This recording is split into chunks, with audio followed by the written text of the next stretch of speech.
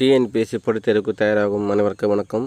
நம்ம இந்த வீடியோ என்ன பார்க்க போகிறோன்னா, தமிழை வந்து 100க்கு 100 எடுப்பது இதுக்கப்புறமேட்டு ரொம்ப கஷ்டமாக, தமிழ் வந்து இதுக்கப்புறம் எந்த புக்கில் நம்ம படிக்கலாம் அதை பற்றி தான் பார்க்க போகிறோம். ஏன்னா குரூப் 2ல் என்ன சொல்லியிருக்காங்கன்னா, யூனிட் 7 மட்டும்தான் அப் டு எஸ்எஸ்எல் ஸ்டாண்டர்ட் வரைக்கும் அப்படி சொல்லியிருக்காங்க. 10ஆம் வகுப்பு வரைக்கும் தான், மற்றது எல்லாமே வந்து எதுவும் சொல்லவே இல்லை. ஏன்னா வெளியிலேருந்து கேட்கறது வாய்ப்பு இருக்குது. எல்லாமே வந்து ஜென்ரலாக இருக்குது. நம்ம அன்றாட லைஃப்பில் வந்து தமிழ் எப்படிலாம் பேசுகிறோம், அந்த தமிழர் மரபு சொல்லுங்க பற்றி அதை பற்றி தான் கேட்க போகிறாங்க.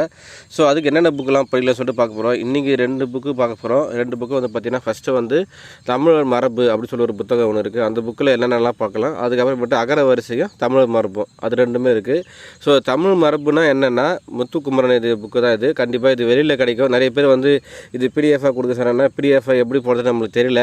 நீங்கள் என்ன பண்ணால், நீங்கள் இந்த புக்கெலாம் நேமை நோட் பண்ணின்னு வெளியில் சர்ச் பண்ணிங்கன்னா கண்டிப்பாக புக் ஸ்டோர் ஸ்டோரில் கிடைக்கும். ரொம்ப ரொம்ப கம்மியாக தான் இருக்கும். நீங்கள் புக்கு வாங்கிக்கோங்க. ஃபஸ்ட்டு வந்து பார்த்தீங்கன்னா, தமிழ் மரபு என்ன சொல்கிறாங்கன்னா, தவறுகளில் இன்றி தமிழ் எழுதுவதற்கு வழிகாட்டி. அப்போது தமிழ் வந்து நம்ம தவறு இல்லாமல் எழுதுவதற்கு தான் வந்து இந்த புத்தகம். இது படித்தா நம்ம ஈஸியாக தப்பு இல்லாமல் எழுதலாம் சொல்லியிருக்காங்க. இதில் வந்து பார்த்திங்கன்னா என்னென்ன தலைப்பு கொடுத்துருக்காங்க வந்து பார்த்திங்கன்னா, உள்ள பட்சம் தமிழை பொறுத்த வரைக்கும் எல்லா தலைப்புமே இலக்கணம் பொறுத்த வரைக்கும் தனியாக கொடுத்துருப்பாங்க. இதில் வந்து முக்கியமான தமிழில் வந்து நம்மளுக்கு அந்த எழுத்துப்பிழை என்று எது பட்சம் போதும். ஃபஸ்ட் வந்து பார்த்திங்கன்னா, பெயர் சொல், உயர்தினை அத்தியனை எப்படிலாம் வருது. அதுக்கப்புறமேட்டு பார்த்திங்கன்னா, விலங்குகளின் பிள்ளை மரபு பெயர்கள் இதெல்லாம் நம்ம கண்டிப்பாக நம்ம படிச்சிருப்போம். ஏன்னா விலங்குகளின் மரபு பெயர்கள் எல்லாம் பார்த்துருப்போம். அதுக்கப்புறம் தாவரங்களின் சின பெயர்கள் மரபு பெயர்கள் இதுவும் நம்ம ஆல்ரெடி கேட்டிருக்காங்க. அதுக்கப்புறமா எதிர்மொழி தமிழ் வடமொழி மரபு இதெல்லாம் கண்டிப்பாக இது வந்து ரொம்ப முக்கியமாக. ஆகு பெயர், அறுவகை பெயர்கள், வினைநிலையம் பெயர் இந்த மாதிரி எல்லாம் டாப்பிக்கில் அதில் கவர் ஆகுது.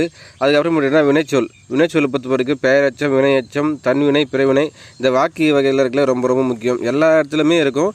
நம்ம படிக்கும் போது என்னென்ன ஸ்டாண்டர்ட்ஸ் இதெல்லாம் வந்து பார்த்திங்கன்னா பேசிக் அடிப்படையை பற்றி கொடுத்துருப்பாங்க. இது வரைக்கும் நம்ம படித்தாலே போதும். இதுதான் ரொம்ப ரொம்ப முக்கியம். இந்த லகர வழக்க சொற்கள் பார்த்திங்கன்னா, இதுதான் ரொம்ப ரொம்ப முக்கியமான சொற்கள். லகர சொற்கள், ரகர பேத சொற்கள், நகன இதில் வந்து பார்த்தா இந்த மாதிரி எல்லாம் வல்லின மெல்லிட்டு இதுதான் ரொம்ப ரொம்ப முக்கியமான டாபிக்.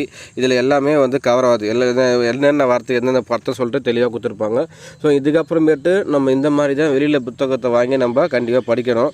அதுக்கப்புறமேட்டுனா தொகை சொற்கள், அதுக்கப்புறமேட்டுனா ஊமை இது எல்லாமே எல்லா டாபிக் வரத்த வாக்கிய அமைப்பு ரொம்ப ரொம்ப முக்கியம். அப்புறம் வாக்கிய அமைப்பு, அதுக்கப்புறம் வாக்கிய மரபு வழிபாடு இதெல்லாம் வந்து பிழை திருத்தம். நெக்ஸ்ட் வந்து பார்த்தீங்கன்னா, இந்த விளக்க பயிற்சி சொல்லியிருப்பாங்க. கட்டுரை கடிதெல்லாம் எப்படி எழுதுறது சொல்லிட்டு ஆல்ரெடி நம்ம டாப்பிக்கே இருக்குது. கட்டுரை எழுதுதல், கடித வருதல் எல்லாம் சொல்லிட்டு தனியாக கொடுத்துருக்காங்க. இதுவும் வந்து இந்த புக்கில் கவர் ஆகுது.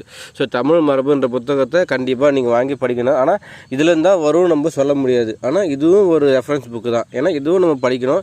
இதுலேருந்து படிச்சுட்டா நம்மளுக்கு ஐடியா கிடைக்கும். இந்த சப்போஸ் பைலக்கு வந்து இது படிச்சதுனால வரதுக்கான வாய்ப்பு நிறைய இருக்குது. ஃபஸ்ட்டு வந்து பார்த்திங்கன்னா எல்லாம் கொடுத்துருக்காங்க. உயர்தின அத்தின பொருட்கள் எல்லாம் தெளிவாக உங்களுக்கு தெரியும். நீங்கள் பார்த்துட்டு வந்தாலே புரியும். எல்லாமே மிக மிக மிக எளிமையாக இருக்கும். எதுவுமே வந்து படித்தா புரியாத மாதிரிலாம் இருக்காது. நீங்களே படித்து புரியாத மாதிரி தான் எல்லாமே இருக்கும். ஆண்பால் எப்படி இருக்கும், பெண்பால், அதுக்கப்புறம் ஐகார விகுதி பற்றி எப்படி இருக்குது எல்லாமே வந்து கொடுத்துருப்பாங்க உங்களுக்கு.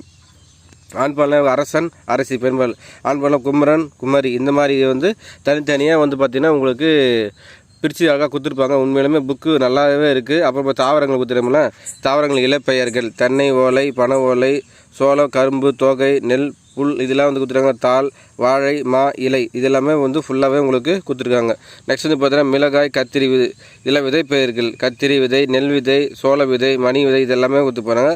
அப்புறமேட்டு பார்த்தீங்கன்னா, தென்னை, பனை, குறும்பை, மாவடு இதெல்லாம் சொல்லுவாங்கள்ல, இது எல்லாமே வந்து கொடுத்துருக்காங்க. இது படித்து பார்த்துட்டு நம்மளுக்கு ஃபுல்லாகவே ரொம்ப ரொம்ப எளிமையாகவே இருக்கும். இதுதான் வந்து அடிப்படையை சொல்லி கொடுத்துருப்பாங்க. இந்த மாதிரி நிறையவே உங்களுக்கு இருக்குது. அதுக்கப்புறம் என்னது பார்த்திங்கன்னா, எழுத்துக்கள் எப்படி பிறப்பு எழுது வடமொழி சொற்கள் வந்து எல்லாமே கொடுத்துருப்பாங்க. வடமொழி சொற்கள் ஏற்ற தமிழ் சொற்கள் சொல்லி கொடுத்துருக்காங்க. இதுவும் நம்ம படிச்சிக்கலாம். வடமொழி எழுத்துக்கு தெரிவித்த தமிழ் சொற்கள் எல்லாமே கொடுத்துருப்பாங்க. ரகசிய, மறை, அற்றம், ரகசியம் இதெல்லாம் என்னது, சுவைஞன் எல்லாமே வந்து கொடுத்துருக்காங்க. இலகுணம், எளிமை ஃபுல்லாக எல்லாமே வந்து பார்த்தீங்கன்னா, ஆபரணம், அணிகலன் நம்ம ஒரு முக்கியமான இதெல்லாம் படிச்சிருப்போம். இது ஆபரணம், அணிகலன் படிச்சிருப்போம். இப்போ இதில் வந்து பார்த்திங்கன்னா ஃபுல்லாகவே உங்களுக்கு எல்லா வார்த்தைக்கும் முக்கியமான வார்த்தை எல்லாமே கொடுத்துருப்பாங்க. மேபி இதிலேருந்து கூட வரதுக்கான வாய்ப்பு நிறைய இருக்குது. ஆகு பெயர்கள் எல்லாமே ஃபுல்லாக இந்த புத்தகத்தில் வந்து பார்த்திங்கன்னா கவர் ஆகும். இந்த புத்தகத்தை வாங்கி கண்டிப்பாக நீங்கள் பயன்பெறும். உங்களுக்கு கண்டிப்பாக ரொம்ப யூஸ்ஃபுல்லாக இருக்கும். இதுக்கப்புறமேட்டு இன்னொரு புக்கும் இருக்குது. இந்த புக்கில் வந்து கடைசியாக ஒரு டாபிக் ஒன்று இருக்குது பாருங்கள். இதை கொடுத்துருப்பாங்க. பேராகவும் வினையாகவும் வரும் சொற்கள் எல்லாமே உங்களுக்கு அடிப்படையில் கொடுத்துருப்பாங்க. இதுதான் ரொம்ப முக்கியம். லகர பேர சொற்கள் பற்றி பார்த்தீங்களா, லகர சொற்கள் என்ன வரும், இதுதான் நம்மளுக்கு படிக்கும். அழகுனா என்னது, அளவு, கதிர், கூர்மை, அழகுனா கவின், சிறப்பு, இந்த மாதிரி எல்லாத்துக்குமே அடிப்படை ஃபுல்லாக கொடுத்துருப்பாங்க உங்களுக்கு.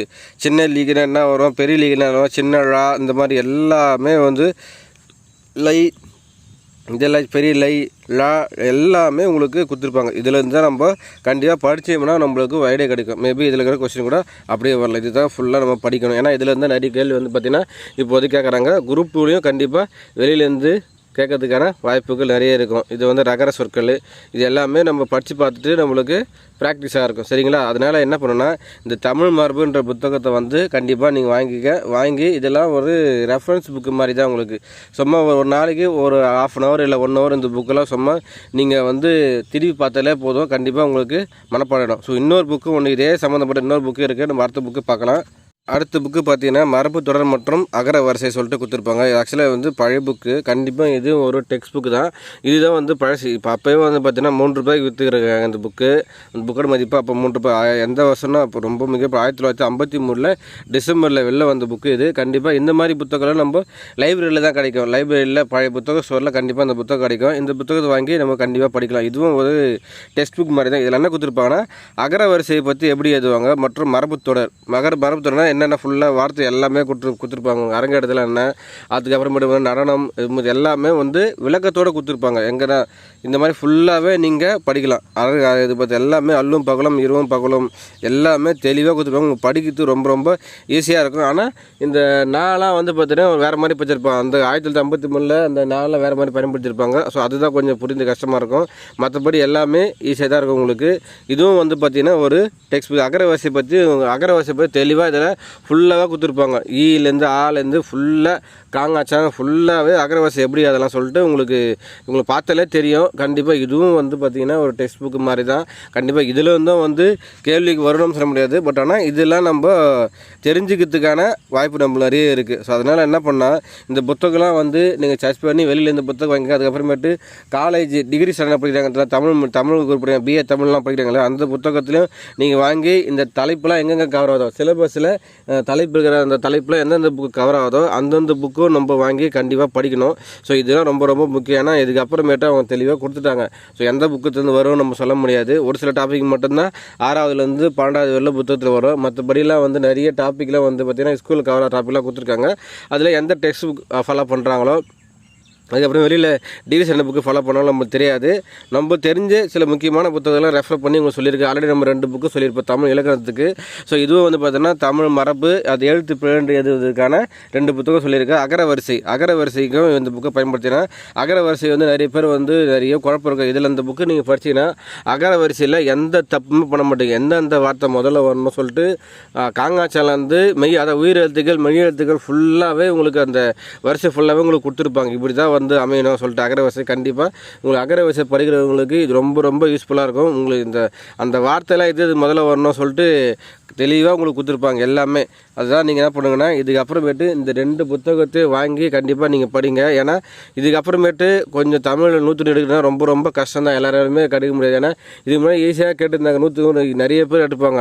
ஆனால் இப்போ வந்து 100 எடுக்கணும் ரொம்ப கஷ்டம். கடைசியாக அந்த குரூப் 4லே வந்து 80 தான் எனக்கு தெரிஞ்சு அதிக ஐஎஸ் கூட போட முடியாது. அந்தளவுக்கு ரொம்ப கடினமாக கேட்டிருந்தாங்க. ஸோ இதுக்கப்புறமேட்டு கடினமாக தான் கேட்பாங்கன்னு நினச்சின்னு கண்டிப்பாக நீங்கள் படிங்க. ஸோ இந்த 4 புக்குமே ரெஃபர் பண்ணியிருக்கேன். இந்த 4 புக்குமே வாங்கி நீங்கள் கண்டிப்பாக படிங்க.